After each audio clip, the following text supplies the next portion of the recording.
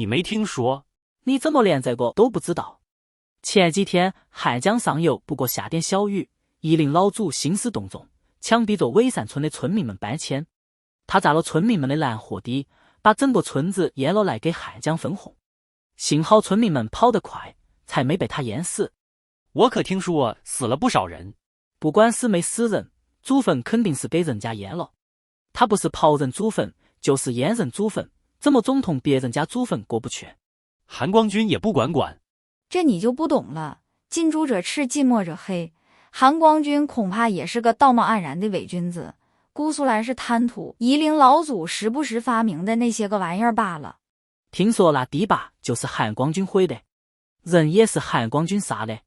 自以为心若顽石，却终究人非草木。魏无羡握紧了拳，然后你就一直死缠着蓝忘机不放，对他纠缠不休，众人依旧当你是个邪魔外道。蓝忘机跟中了邪一样护着你。江澄的话在他耳边反复回响。若是只说他一个人，魏无羡丝毫不会在意。可是现在连蓝忘机也……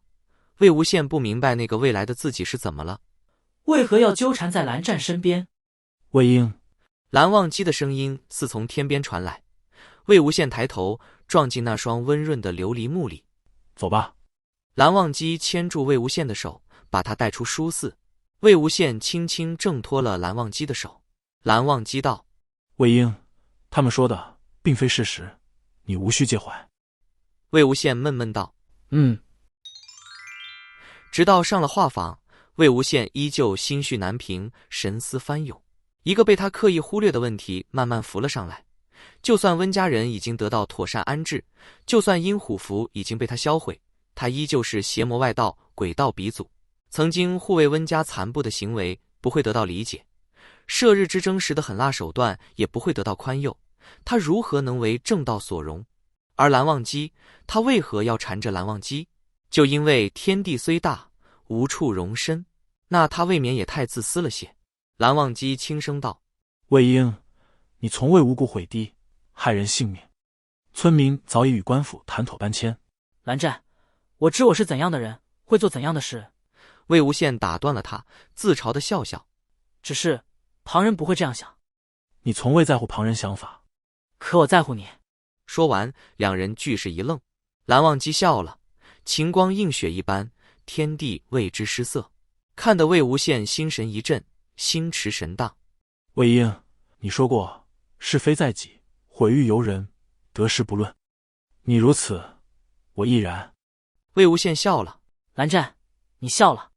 蓝忘机柔声道：你也是。画舫轻轻地摇晃，把魏无羡那点愁思轻轻地荡远。湖上的游船逐渐多了起来。蓝湛，他们这是在做什么？赛歌。赛歌？他们唱的什么啊？山歌。这是方言吗？我听不太懂。方言。方言呀，我会姑苏话。是吗？哒哒，来二哒哒，二哒哒，哒哒。再叫禁言。那我不叫了，我也给你唱个歌吧。山远日暮，携手同行天涯路，心头自有莲花满屋。舍半生，幸得有君共寒暑，江湖天子长醉枕姑苏。你记得这首歌？不过只记得这一段，其他想不起来。也好，我在书寺锁定绘本，是你一直想收藏的，现在想看看吗？好。蓝忘机拿出一整套红纸金漆的书册，封皮上描有一个红衣黑靴、腰佩弯刀的独眼青年，牵着一位白色道袍、背负羽笠的小道长。魏无羡一边拆掉书册上缠绕的锦带，一边道：红衣鬼王与破烂仙人，听名字的确是我爱看的书。是，你先前已读完文本。书册共有4卷，魏无羡翻开第1卷，看了几页，的确有些熟悉。左右无事，你且看书消遣。蓝忘机将瓜子果盘一一摆到魏无羡面前，然后坐到茶台后开始烹茶。也许是因为早已读过许多遍，魏无羡心里有着朦朦胧胧的印象。第1卷很快便读完了，情节人物句式十分熟悉。细细读完第2卷，品出一丝相似之感。书中人既像是自己，又不像是自己，人物命运将走向何方？魏无羡心里升起一股微妙的直觉。快速读完第3卷，魏无羡的手在第4卷书册上摩挲着，迟迟不敢翻开。魏无羡唤道：“蓝湛。”蓝忘机又递给他一杯茶，问道：“何事？”这个故事的结局是好的吗？是，这位作者从不做悲剧结局。魏无羡放心了，翻开了第4卷。蓝忘机照出忘机琴，轻轻拨弦，弹起一首和缓宁静的曲子。半晌，魏无羡合上第4卷，心潮激荡，心绪难平。谢莲像自己吗？很像，却又有一些不一样。不像自己吗？不，他们的的确确是同一种人。魏无羡隐约能够猜到，士兵、鬼火、无名都是同一个人。谢莲的身边一直有一个人，不离不弃，死生追随。这样的感情动人心魄，荡气回肠，着实令人羡慕，心向往之。若是我和蓝湛也……魏无羡情不自禁，偷偷去瞧蓝忘机，正好撞上蓝忘机的视线。蓝忘机以眼神询问：“看完了吗？”魏无羡按下心头小鹿乱撞，问道：“蓝湛，这个故事还没写完吗？”已经写完，全套文本就在进士，绘本现只发售了1至4卷。蓝湛，你好像也很熟悉这套书。是，与你一同读过。是吗？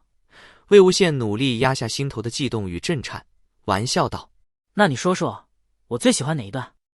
蓝忘机收起忘机琴，走到魏无羡身后，从背后圈住他，翻开第3卷，翻到和灵救关州出鬼海一节。蓝忘机的声音又低又瓷，在魏无羡耳畔响起：“魏婴，对我来说，风光无限的是你，跌落尘埃的也是你，重点是你，而不是怎样的你。”这样的话，这样的声音似乎特别熟悉，似乎从前也听他读过。砰砰砰砰，魏无羡的心砰砰跳得极快，像要冲出胸腔一般。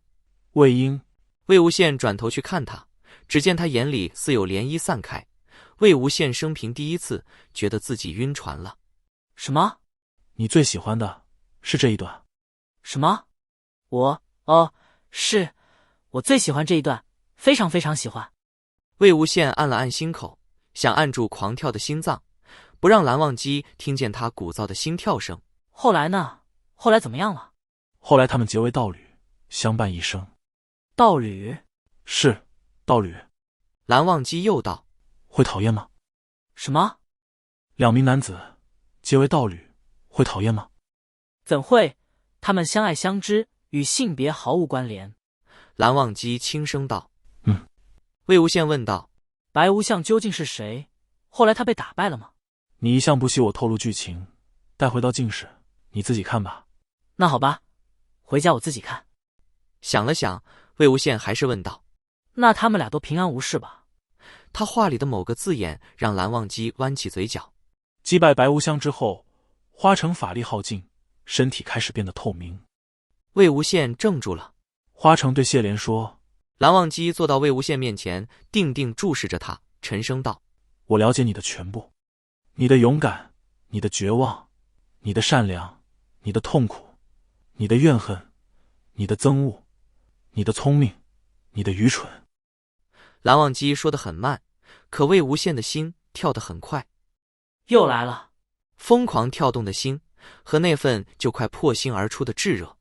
魏无羡想着我的全部，总觉得自己也同书中人一样，曾经一败涂地，满身鲜血，一事无成，被人指责，被人怒斥，无力回天，只能嚎啕大哭。而蓝湛他有着20年的记忆，他什么都知道，他了解我的全部。魏无羡突然道：“蓝湛，你都知晓我哪些事？我是否也曾有一段烂泥地里打滚的日子？在你眼里，我的全部是怎样的？”蓝忘机愣住了，没料到他会突然问起这个，但是他已经问了。一件蓝忘机一直以来最痛最在意的深藏心底的事情突如其来，涌到嘴边，话出口便来不及阻止。他道：“我知你抛单给江婉英，魏婴，你痛不痛？”问完他便后悔了。魏无羡没想到是这样的答案，他担心自己会有不堪的过往，可蓝忘机挂心的是自己曾经遭受的痛疮。魏无羡很快回过神来，轻松道：“你连这个都知道，不痛的。温情，你听过他的吧？岐山圣手，神医温情，他治了很厉害的麻药。